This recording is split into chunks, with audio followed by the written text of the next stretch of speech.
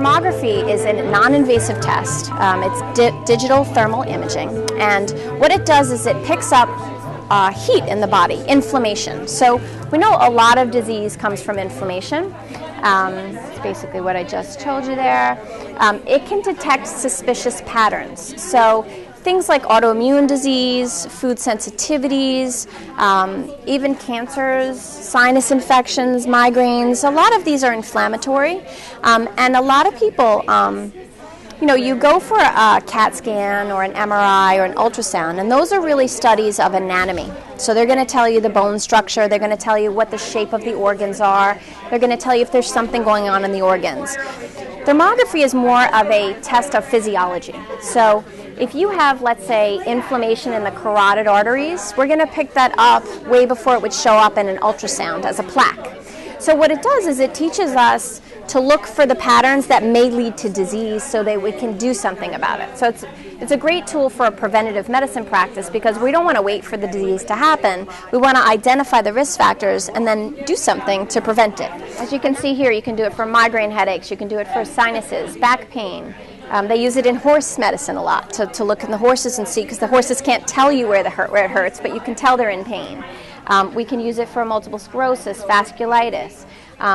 Basically, we can do a head-to-toe assessment. A lot of patients come for a full-body thermography because they've been to like 10 doctors and nobody could figure out what's wrong. And we see this all the time. And they come in and they say, well, I'm hurting, but they can't find it with the tests. And then you do the thermography and you say, I can see it, it's right here. Now we just have to figure out what's causing it. And for someone who's been searching and hearing, I don't know, maybe go see, you know, they're told to go see a psychiatrist because nobody could figure out what's wrong. When they see that pattern and it's validated that it's not in their head, it's like, I mean, I've had women break down crying because it's just so like, it's real, you know, and it is real, but we just have to figure out the why. It's most notably known for breast thermography. Breast thermography is very different than mammogram, ultrasound, or MRI. All of those tests give us very different information, and they're all valuable. The thermography is a much more early preventative tool. So mammogram is going for early detection, right? We're looking for tumors as small as we can get them. Thermography is looking for patterns that may suggest a risk factor in a patient, like fibrocystic breasts or dense breast tissue. That's what shows up in the thermography like this. I call it the spider web pattern. And some women have mild, moderate, or severe fibrocystic breasts.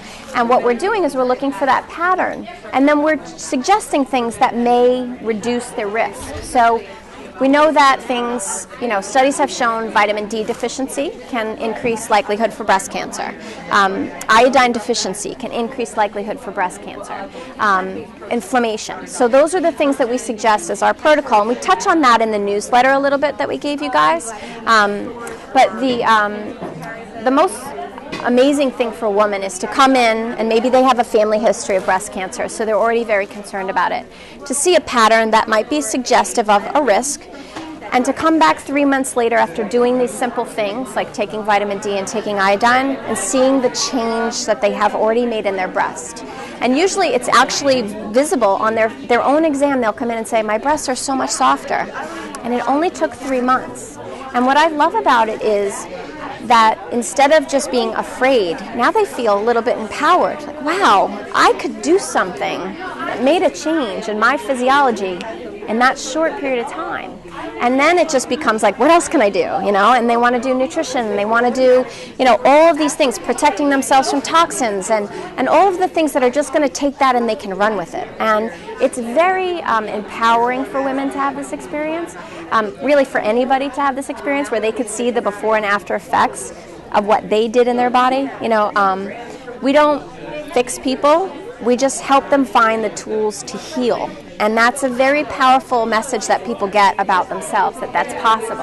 Neovascularity. So neovascularity is a new term for a lot of people. You know, cancer starts with a few cells, and then it becomes a tumor.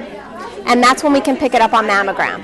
Well, when it's a few cells that are multiplying, we get blood vessels going to that area to feed that so that it can grow. And that's the pattern we're looking for in a thermography, is new blood vessels going to an area, and it shows up like a little red spot. And what we do is we treat that as if it could become something. You know, I've had women actually paint iodine directly on their breasts, because I know that in a petri dish, iodine will kill breast cancer. And unless you have an allergic reaction to iodine or an autoimmune disease in your thyroid, that's safe for everyone. And fibrocystic breasts are really due to iodine deficiency. Because the only place you're getting iodine right now is Morton salt, which I don't know about you guys, but I have beautiful Himalayan sea salts in my house, no Morton salt, and kelp. So unless you're doing sushi, there's no iodine in really that much food anymore. There used to be in breads and cereals, and we're not doing that anymore. So women's breasts are becoming more dense, which is making it harder for us to use the mammogram effectively. You know, I don't know if anybody's had an experience where they had to go back and get it redone because they couldn't see everything. That's causing us to have to go more scans, and it's also making the testing less effective because we don't know if we saw everything, so we have to do ultrasounds and MRIs and a lot of testing. And when we soften, like I would love every woman to start getting a thermography when they were in their 20s, because I would love to see them reduce the fibrocystic patterns, reduce the risks over that 20 years before they even have to go for their first mammogram. And then when they go for their first mammogram, they're not dense, so they see everything. And that test is so much more therapeutic. I happen to feel incredibly passionate about this, so much so that I'm doing my PhD research in thermography and a breast prevention protocol, which we laid out a lot of in the handout in that newsletter from October. These things are really simple. Getting enough vitamin D, you know, asking your doctor to check your vitamin D and make sure that that level is therapeutic. Making sure you're getting iodine. Making sure you have good stress relief. Making sure that you have an anti-inflammatory diet. These are all things that anybody can do to potentially reduce the risks.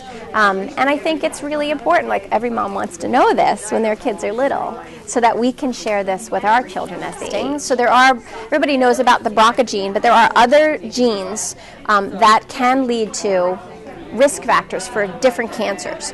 A lot of the genes that aren't being checked regularly are really modified by nutrition. So there's no big drug company really funding the research, so there's not a lot of research to support that we should be checking this in every patient. But I believe we should be checking this MTHFR gene in particular in every child that's born, because we can modify that risks, all of them, and undo any potential for having that gene in the first place.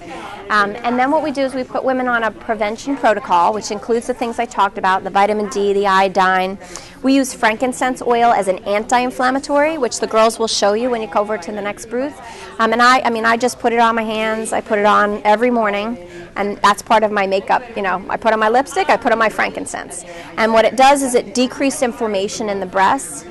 I stumbled upon this because I've been using frankincense in my cancer patients for years, and I started using sacred frankincense, which is just more powerful. It's like frankincense times 10. And everybody thinks frankincense, they think the Bible, you know. Well, they thought it was more valuable than gold, you know. So there was something to that back then. Frankincense I was using on patients with stage 4 breast cancer that had pain. And their pain would go away the day they started using it. Now that was a miracle to me. So when I saw those kinds of results, what I did was say, well, if I have a couple of cells going on, I want to put this on now, and who knows, it can only help, it can't hurt. Frankincense, there's been a lot of animal studies, has absolutely cured breast cancer in mice. There are case studies out, but there has not been a clinical trial in humans yet.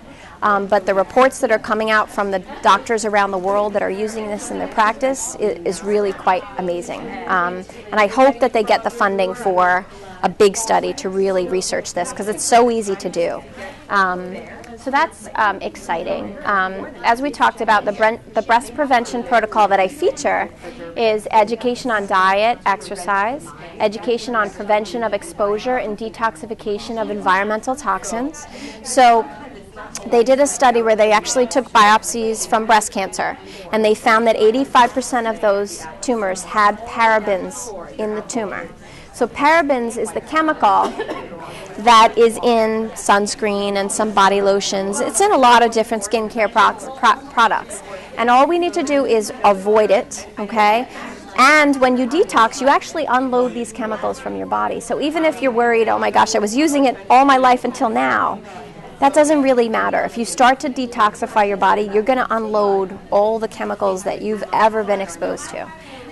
So that is pretty big. Education on stress relief, education on self-breast exam. So a lot of women know they're supposed to do the exam, but I ask every patient, do you actually do this every month? And if they're really, most say, no, I don't. But it's really important to know what your normal is. If you know what your normal is, you will know the minute it's not normal. That's the only way the exam works, is if you're doing it every month and you know what's typical. And the minute it's not typical, you take action, you do something about it. I don't believe waiting to only go to the gynecologist once a year is enough. I mean, I just think it's too far apart. You're only going once a year.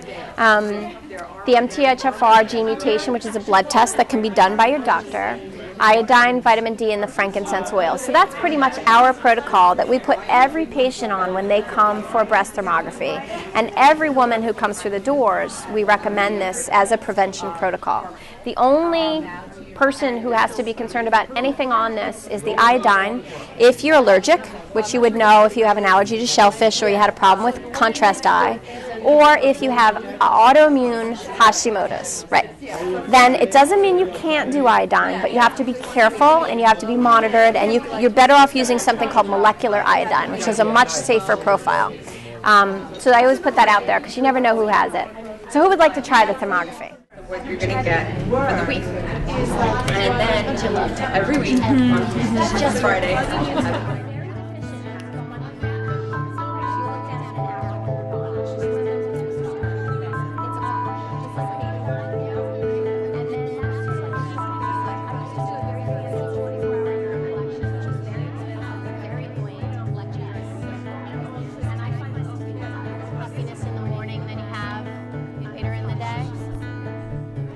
Would you say hot cheeks? Oh, okay.